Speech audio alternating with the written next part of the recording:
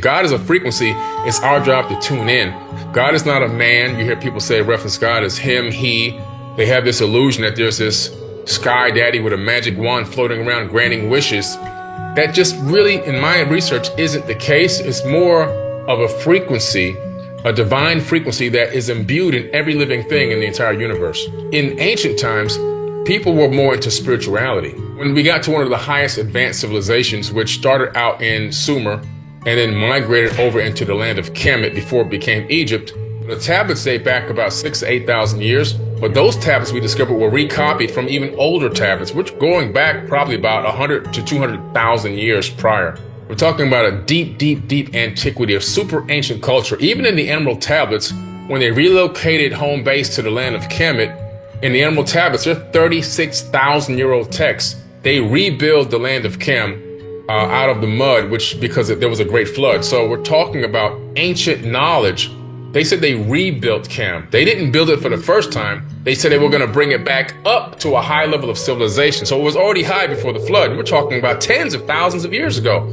And so they began to create these mystery schools at dawn of this new era, 36,000 years ago. The gentleman who started this, his name was Thoth, Thoth. And he's known as a wisdom keeper. He's known all over the entire world, and every continent I've been to, there's a depiction of him there. Even in the outback of Australia, they've got him etched into a petroglyph in the rock. He doesn't really have a bird head, but he's depicted as such because the ibis bird depicts bringing darkness to light, because the beak is so long, it goes deeper down into the mud to bring sustenance up. But he ruled over the land of Kemet for 14 or 16,000 years, roughly thereabout, according to the ancient Egyptians. And then he left there and went to Mesoamerica and kickstarted the Teotihuacan civilization. In Mexico City, you have Teotihuacan, you have all down throughout Tulum and all the way down to Chichen Itza. That was all his master architectural plan. And Teotihuacan is part of his African name, which is also known as Tahuti. And Teotihuacan in Mexico really means the city of Tahuti that he built out there. So he left there, and that's why the pyramid complex there mirrors the one at Giza in Africa. And so these mystery schools started, and so these mystery schools were to teach the spirituality to adept initiates and to pass it down through verbal teachings. And then when some of these super masters began to pass away or leave or disappear, whatever you want to call it, some of these pyramid priests and temple priests realized the power that this knowledge had and began to alter and remix it. They understood the psychology and the neuroscience behind this and how it could control masses of people. So they started to twist the scripture and twist the words and kind of utilize it for darkness instead of light. And then we're able to then put people into a box and put real controls on them and dominate them and secure them, bringing them food, bringing them sacrifices, bringing them money. The sacrifices were not for God. The sacrifices were so they can eat. If you go to Egypt, you go to all these temples, you'll find the storehouses where all the sacrifices will be put and salted and stored and hung and dried so that these people can have food to eat, because they weren't going to go hunting for anything. They weren't going to grow any crops. So it was all a big scam. So they took his teachings, his spiritual teachings. He's all about seeking the light, evading the darkness, understanding how to raise and be born again through conscious thought. The first baptism that was taught is in the Emerald Tablets. He talks about being baptized via elevated consciousness, being able to rise up to another level and look back to see where you were before. And you'll be born again many times in one lifetime if you continue to ascend. It had nothing to do with splashing water and dumping your head in the pool and all this other kind of stuff. That was also another twist of the information. If you look at the Emerald Tablets, so I wrote this book called Compendium of the Emerald Tablets, which has been a bestseller worldwide for 4 years. It's now, I think, currently number one out of 3 million books in ancient civilizations. In that book, I put the New Testament where Jesus is speaking, and I put both the Atlanteans' words from the Emerald Tablets side by side. And you see that Jesus is literally mimicking what he learned from the ancient mystery schools, which he learned directly from the Egyptian mysteries from Thoth the Atlanteans' teachings. So he's not saying anything new in the New Testament. All those words that were spoken by him were information that he was taught, because the real text is 36,000 years old. And of course, we know the Bible was written between 100 AD to 900 AD, long after the people were long gone. It's just a mimicking of ancient texts, and people began to take spiritual concepts, and a lot of different religions cropped out of his spiritual writings that he wrote in those emerald tablets. The story kept getting rewritten. The story did happen originally thousands of years before Jesus was even born. And then the story kept getting copied over and over and over. The true story of Jesus has really never truthfully fully been read. The Sinai Bible is probably closest to the truth, because the Sinai Bible was written before the King James Bible and some of the other canonized books. And there's about 14,000 differences between the two. And one of the biggest discrepancies is Jesus was never crucified. Matter of fact, Harvard has a copy of the book of Jesus' wife in its seminary library. So most likely he got married, had kids, and the Merovingian bloodline most likely is still walking the planet till this very, very day.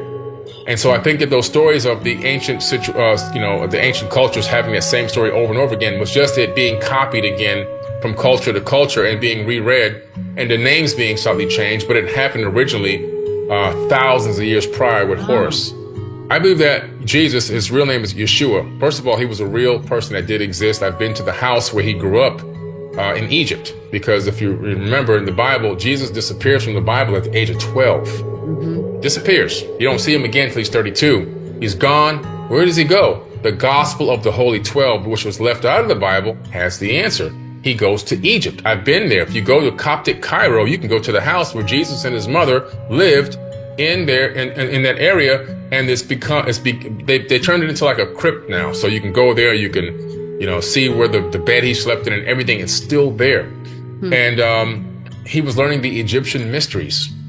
From there, he went all the way up into Tibet to learn Reiki healing and Qigong, and that's been confirmed by the Dalai Lama. And then he left from there and went down into India to learn the mystic arts, teaching reincarnation all the way back to Egypt. And then the Bible picks up, I call my son out of Egypt, and then you see him appear on the back of a donkey in Jerusalem at the age of 32. And that's where the Bible text picks him back up as coming back in. But he was a very spiritual being. He was a virgin birth. And what's interesting is in the Apocrypha text, the text that was kept out of the Bible, you discover his grandmother, Mary's mother, was also a virgin birth. And if you look at the Sumerian tablets, you discover that these virgin births were not unusual. They were experimenting in these types of in vitro fertilization techniques, where they would take an egg and put it in the womb and take it to term. Not their egg, another woman's egg.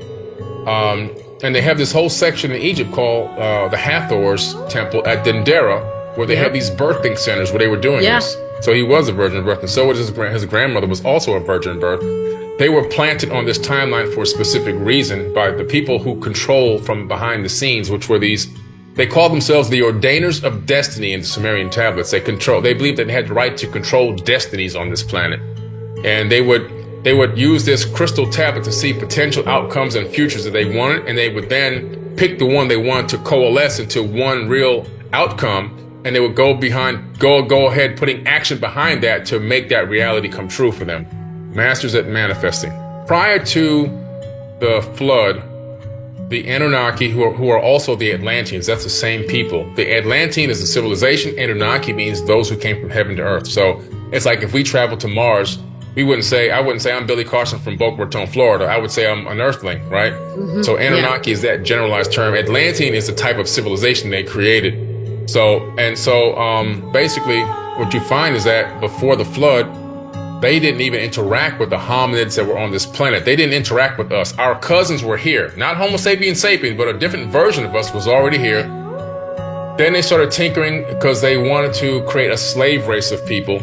And then after the flood, they decided to utilize this new tinkered genetically modified version of a Homo sapiens sapien. And they would create leaders of these areas. Like, for example, a pharaoh would be, and the initial pharaohs would be a direct bloodline of one of these Anunnaki people. In other words, it would be half human and half Anunnaki, where the term demigod comes from in Greek and Rome and all of that.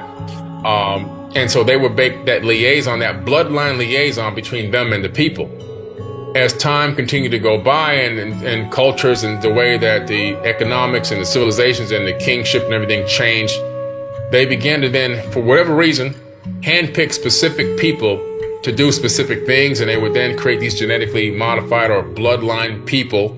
Yeshua was one of them. who I believe he was half human and half Anunnaki. That's just my personal opinion. I have not read that anywhere, but that's based on what I've researched and what I know from studying ancient cultures. I believe that he was not one. He himself said he's not of this world. I believe that he was a chosen one for whatever the full mission was. And I think the real mission was to bring a certain level of Christ consciousness, which existed before Jesus Christ, that terminology ever came to be.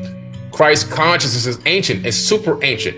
And it's a certain level of consciousness that a person can get to, this level where they're all knowing, all loving. They're the epitome of service to others and unconditional love for one another. A real true ascended being. And Jesus never said he was going to return. He said that Christ would return. And he's talking about the consciousness coming back to this planet and raising everyone up to a high level and bringing back a new golden age. It's a level of consciousness where you have this crystallized consciousness where everything that you think of is about, how can I become a problem solver? I'm not a victim. How can I help someone? How can I love this person better? How can I solve problems before they happen? Because a genius will solve problems before they happen. So these people were high-level thinkers. They'll think into the future and think of what all the outcomes can be and then create solutions before they even need them. That kind of level of thinking, how to heal people, no suppression of medical technology and information and stuff like that, creating a true super Christ civilization.